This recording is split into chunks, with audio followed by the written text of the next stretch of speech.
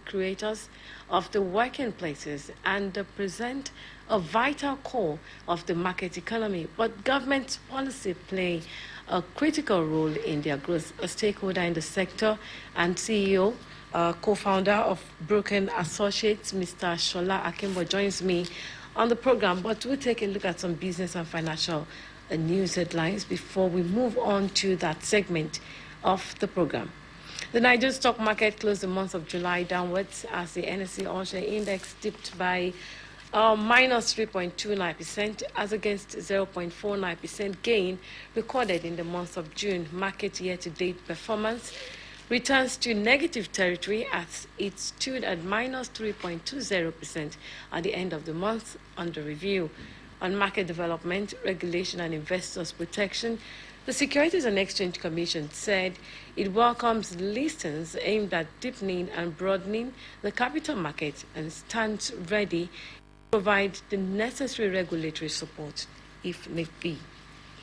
And China has lost its ranking as the world's number 2 stock market after yesterday's slump. Chinese equities were worth $6.09 trillion compared with $6.17 trillion in Japan. The U.S. has the world's largest stock market at just over $31 trillion. China's stock market overtook Japan's in late 2014, but its equities and currency have taken a beating this year amid a trade spat with the U.S., a government-led campaign to cut debt, and a slowing economy. And oil prices were steady today, supported by traders placing new hedges in the futures market in anticipation of a decline in U.S. crude inventories. U.S. West Texas Intermediate crude futures were at $69.06 per barrel, up 10 cents from their last settlement, and Brent crude futures were at $73.40 per barrel, down 5 cents from the last close. We'll take a short break on business today. We'll be back. Don't go away.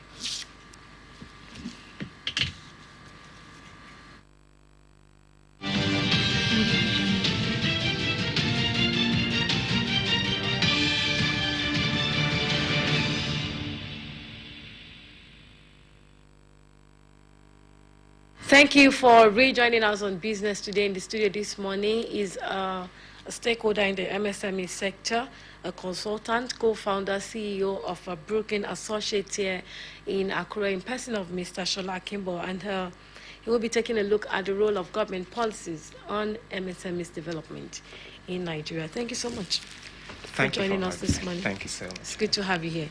How are MSMEs performing in Nigeria? Like you rightly know, the MSME sector is a critical sector to the economy, and the sector at least controls about 50 to 60% of the workforce in the economy. That is a major impact. And there is no economy in the world that can survive itself without a strong MSME subsector, like you have in developed countries and all that. Some of them get up to like 90%. So, but a critical thing in the subsector, is that the policies we have from the government tend to affect a lot of them. That is a critical thing. But one thing there is that the current administration came up with something called the ease of doing business. And it actually does have serious impact, on the subsector.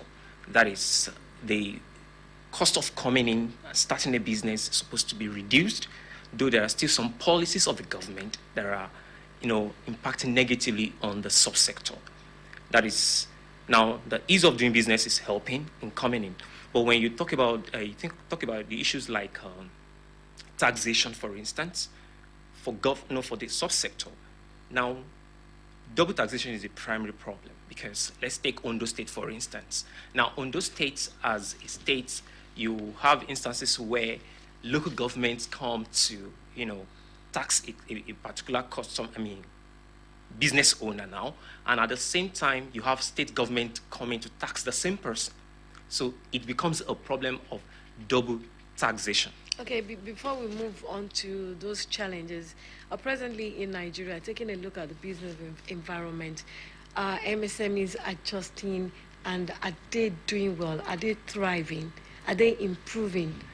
Uh, no, I won't say yes. Okay. And at the same time, I won't say no. Some are improving, some are not. Because whatever happened in the whole economy does affect each of the MSME as well. Now, because one of the problems, like we just came out of recession now, that is people do not have sufficient purchasing power. So if you do not have sales, definitely you can't say your business is growing. So, and for people to be able to have increased purchasing power, it means they must have enough free money with them in the market.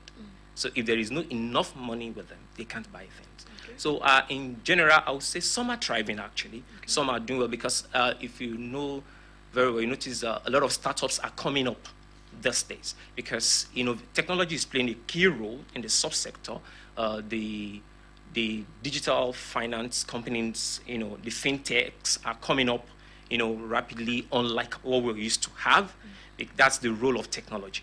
But if you look at government policies as a whole, it's not totally favorable to them. Okay.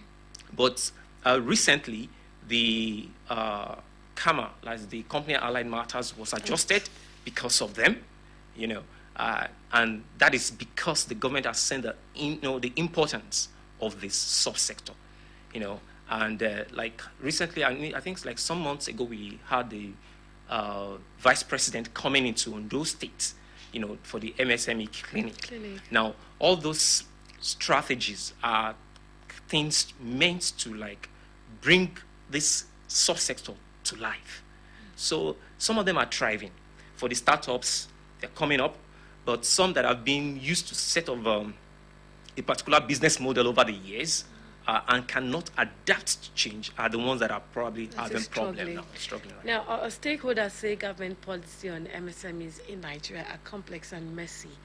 What is your own thought on this? Yes, I will go along with that thought because it's actually messy in the sense that you want a situation as a business owner where you want to have like a one-shop stop kind of, that when I get to this ministry or a particular ministry or agent of the government, I know all the things that are needed for me, and from me, I supply all that and my issues are sorted out. But you have a situation where you meet an agent of government, you think you're cleared, another one comes up again. So it's the policy framework is not for the states. It's most of the states actually is not coordinated properly, especially for the states. Okay. The policies are not properly coordinated. Okay, so but what about at the federal level? At the federal level, yes, like the office of the vice president actually has been trying to do something for the MSME subsector. I want to commend their activities actually. They've been trying, but at the same time, important things that can, like expand the subsectors have not been totally looked into. Like one of the thing is the issue of funding. Access to finance is a critical thing for MSMEs, but apart from access to finance, there are other structural issues with the businesses. Some of the business owners, I tell people that in Nigeria, a lot of business owners, they do business. They do not build business. That is the difference, because most of the owners are locked up in their businesses. But for a good entrepreneur, you want a situation whereby your business will survive without you. That when you're not there, the business is thriving. That it means you have building a business, that you are building a business. So that's, for me, is another thing from the part of the MSME. But from the part of the government, the policy, like I said, the MSME clinic is a good one. One of the things government have not realized is that these MSMEs, they have a problem with capacity building. They don't know all the things, the managerial things needed to build a business. They do not have. So when they are locked up and the government is trying to say, okay, this is how you get this done, this is how you get this done, they still need, like, let's say we have consultants that could like check, professionals that would check the activities of these people in groups and be able to say, okay, this is how you are going, this is how you're moving, you are not moving right this way. Because sometimes the policies of the government need to be explained to the MSME themselves. They don't understand all of it. Like an entrepreneur might not know how the policy or the budget does impact his business. So it needs a professional to be able to say, oh, this is how this budget does affect you as an individual. So now, talking about government dialogue with businesses, over the years, has the government given way for robust dialogue, engagement, and collaboration to develop the MSME sector? Yes, over the years, I would say no. Over the years, I would say no. But recently, like sometimes on June 27th, this particular year, the United Nations came up with the International Day to celebrate the MSME subsector. And we had a conference in Lagos. And present there was the special assistant to the vice president. He was present. And all the various stakeholders came together to have like a table discussion with the government that, look, this is the way to take these people forward, because they are the largest employer of labor. And if they are not strong enough, they can't help you in managing unemployment rate in the country. So I think the government is coming up more and more, opening up more and more to discuss with business owners. That's the subsector, because when we talk about the subsector now, we do not mean just every associations. No, we're talking about the people that do it directly themselves. Those are the people that I feel should be engaged, in such discussions, so you know how they feel, and when you know how they feel, you know what right policy to come up with.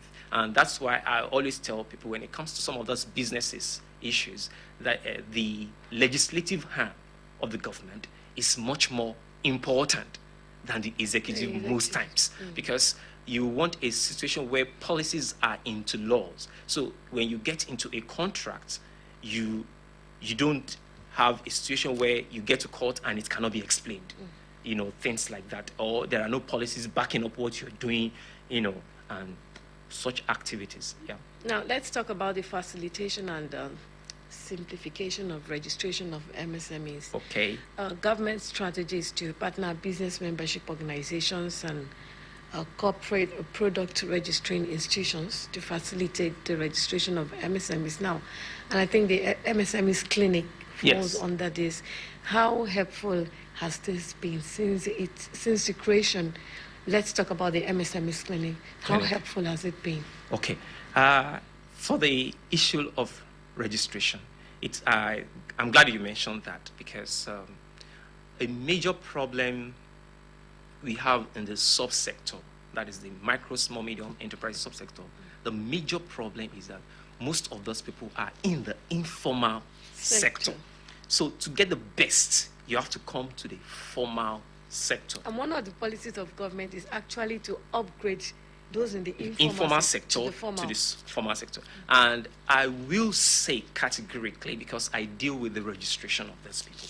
I've registered quite a number in our company. We've registered quite a lot of them. And the truth is, the registration procedure this day is much faster. It's easier than ever before. Because before you can have a company registered with the Corporate Affairs Commission, it takes about 6 months. But I can tell you that we've registered companies, even here in Akure, within 2 weeks. For business, some that register business names, 3, 4, 5 days, you are done. Wow. So it has actually improved. That's one of the ways I will say I'll give it up to the government for that. It's been good. But for Ondo State in particular, we need to look at the ease of doing business very well, because the statistics is against Ondo State. Okay. Yeah, just like you have, according to the World Bank report, as of 2014, that's the last one you have that's broken down to the states. You have a situation where Ondo State is 34 out of 36 country in the state, in the country. So that means it's tougher to run business in Ondo States compared to other states. Lagos is doing fantastically well, So that is okay. Also, equally, let's take a look at the different support programs from government. aimed at providing loans, grants, skills acquisition, business development services. Has it significantly impacted on MSMEs and their performance? Now, the skill acquisition program of the government, like it's about a capacity building. I would say, from my experience, it's not been so strong. It's not been so strong because you have to be strategic about it to get the best out of the subsector. And one of the things we have come about from our research is that you have three types of people in the subsector. That's the micro, small, medium enterprise subsector. You have three sets of people. You have people who we refer to as OSLAs. We have people that we refer to as business owners, and we have people we refer to as entrepreneurs. Those three categories are different because their aims are different. What they want to achieve is totally different in the market. An entrepreneur is long-term focused. He wants to change things. He wants to change perception. He wants to change the society with his or her product or service. The business owner is there, not having a long-term thing, but wants to, he has the money. He wants to make profit. But the hustler is just whatever. Let me just get there to survive. I sell things. Now, there is one thing, if we want to empower people, one thing we need to recognize in the subsector is that because of the, I would say, poverty rate, in the country, it tends to affect people. There are people that want to do real business, but they couldn't build business because they can't separate their business from themselves, in the sense that every money that comes to the business, they use it for personal consumption because they don't have enough. So you see a woman doing business, she's buying and selling things. The profit that comes, that should be plowed back into the business. Takes the money and use it for family affairs. So if you want to empower such a person, you will need to be able to help the person to say, okay, you bring your business to the farmer sector, first of all. Then we'll separate, okay, we give you this to take care of your own personal stuff. So you let that business thrive. Now, it will not happen automatically without the help of someone supervising that in the name of a consultant. To be able to say, okay, no, this is not different. So you can't take the money from the business, to your personal use. Your personal affairs. So, because it's one common thing in our climate here. Now, so who should be responsible for developing and improving entrepreneurial skills and competencies of existing and potential MSMEs? Who should be responsible? Who should be responsible? We all should be responsible. One. But primarily, whoever wants to go into entrepreneur needs to seek for education. That is, the person that wants to be an entrepreneur, you don't just say because you want to be an entrepreneur or because you have money or because you have a desire, you start up all over. Just the way you won't just want to be a doctor by desire and all that. You have to learn it. So, but one thing I've noticed in this part of the world is that we do not believe in learning for such. But when I mean learning, it's not just about going to school about it. No. When I mean learning, it involves you seeking for more knowledge. Okay, how do I run my business? There are conferences that come up, there are seminars that come up, you equip yourself to get ready for that. So that is when you help yourself. Then another thing is, because of the importance the subsector plays in the economy, the government can facilitate such training that, okay, if you want to talk about the financing aspect, this is how you handle your money. If you want to talk about the managerial aspect, this is how structured training, strong training that will equip the people, because when they understand what we're talking about and they build their business, it's going to impact positively on the government. How? Because they will employ more people. And so they will employ more people, they create jobs, and apart from that, they keep the economy rolling and all that. So, but apart from that, another important thing is it's vital for government to empower them, simply because you don't want people that are, that have the capacity to work or take up a job, you don't want them to get into crime. So if people are properly and gainfully employed and engaged with one thing or the other, the propensity to go into crime is lowered, one. Then apart from that, on a normal day, you should spend less on security. That's so how much of a structured training is government doing? Right now, like so far, I've not been seeing so much. I sometimes I work with some associations that has to do with small scale industrialists in Ondo State. Yes, but the training you get is not much.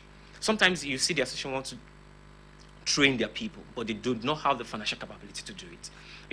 But apart from that, another thing is that most of our MSME owners, MSME business owners in Ondo states do not value training. So, yeah, they don't value it. That's the truth. Because when you invite people, okay, pay this for training, they don't want to pay. They find it difficult to do. They find it difficult to pay because, and there is something I tell people. I tell them that, okay, if you do not pay for knowledge, you will pay for ignorance, whether you like it or not. You can't escape it. So because if you do, how do you pay for ignorance? Because certain things that you need to know, if you have known them and you use the knowledge acquired, you apply it to the business, your business is better. But if you don't know them, you lose in the long run, but you might not know you are losing. That's you do things ignorantly. And sometimes some of them fall victims even to government agencies. Let's say the issue of tax, simply because they do not know. Some of them don't know that, okay, if they do not have the information. Like we talk about VAT, value added tax. Many of them do not know that, okay, when I do a transaction for someone, or when I sell a product to someone, or when I offer a service to someone, I'm supposed to take 5% VAT. Now, many of them think that FRS is asking them to come pay that money from their own, not knowing that what FRS is saying is that collect that money from the other person who is buying that good, or the other person who is taking up that service. So you collect that money on our behalf and give it to us. So it's just a strong knowledge gap. Lack of education. Yes, definitely. Now, on taxation, still, it is one issue that comes up for discussion among stakeholders in the MSME sector. Now, among the issues are time taken to process tax payments, incidences of multiple taxation, levies and fees, and the simplification of the tax administration system. Has government improved in these areas? I would say yes. Okay. I've had dealings with the FRS generally, so I would say yes, because for me to remit my tax, I can do it online. Not that I do it online because I pay my tax. I pay my tax. I remit online. You're a good citizen. I pay for my company. Okay. I pay my tax. And all you need to do is before the 15th of every month for VAT, for example, I pay it to their account. I take the slip. I go to FRS and I remit to them. And within 5-6 minutes, I'm out. So it doesn't really take so much these days to remit tax. You don't have to meet them one-on-one to say, value me. You can do some of these things on your own. As a business owner, you do your calculation. This is how much it is. You pay it online. You don't have to go there to pay that. You don't pay cash to them, and you just take your receipts there. Okay. What about incidences of multiple that taxation? That is where we have problem, and like I said, there is problem there because of lack of information. One, and apart from lack of information, knowledge gap on the part of the business owners, and because many, like I said, many do not know how this taxation work. They don't know. That is why, permit me to use the term omonile, or that's what we say. Omonile. Yes, some of people come, some agents come, collect this, unofficial agents come, another person come. And that's because most of the MSMEs or business owners don't know that if they have proper books, they can just say, this is my tax and this is how much I'm paying. You can calculate it yourself. So someone does not come and levy you that this is how much you should pay. Because if you are able to calculate it, you have your proof, your records in place. This is how much I've earned. This is how much I'm paying. And that's how by the time they calculate the citizen, nobody can hold you. But because people do not know, they fall victim to all this kind. No. So I believe, I would suggest that it's necessary for the government to be able to, structure it in such a way that let people know that if you're paying tax to local government, you pay that tax to local government. You don't pay tax to local government then And state pay government same tax to the will state come government. again and all that. That is a problem for a lot of MSMEs. That's the role of education and enlightenment. Yes, and government needs to play a huge role. If government is sincere enough, it needs to explain, oh, these are the kind of tax that are payable, and these are the agents that are responsible for it. So people know outside this and this, and they know who they are dealing with. More sensitization is needed. More sensitization, definitely. Now, how optimally are MSMEs utilizing modern technology and innovation? We are in this part of the world, I would say, not all have truly embraced technology in our part of the world. Not all. A lot of people have not, believed that they can buy and sell things online. But remember, I said something that a lot of small businesses are coming up these days. Like according to the statistics that we have, over 37 million of them. Now, but majority of them are sole proprietorship. They are owned by one individual. That's why we are having problems. That's why you see that you don't have them as limited liability company. That's the problem. Most of them are individually owned. Now, a lot of them are having the problem because they do not really know that there is huge importance attached to technology. Because if they are properly structured, you can have a social media person that will advertise your product. Okay, I can buy and sell your things online and stuff like that. Okay. But they do not have that. So you see more of face-to-face discussion, buying and selling all the time instead of buying online. But for new startups that are coming up, a lot of them, you see a lot of them on Instagram, on Facebook. I think those ones are just coming up. Now, overall, before we leave on the program, are we seeing the creation of a conducive policy and regulatory environment for MSMEs with recent efforts by government? I would say if the government does continue with the MSME clinic, because one of our discussions, I realized that what they are implementing at the moment is a phase of a program. Okay. Now, if they continue with it, I strongly believe in the long run, we'll be better off for it as a country, and the subsector will be trying. Right. So, thank you so much, Mr. Kimbo, for joining us on Business Today. A pleasure. Thank you so much. And that's Business Today. Our topic for discussion has been the role of government policy on MSMEs growth and development. And our guest has been Mr. Shola Akimbo, CEO, co-founder of Broken Associates. And that's it on the program this morning and for this week. To join us on Monday again for another edition of the program, I remain yours, Odunayo Sawyer. Good morning.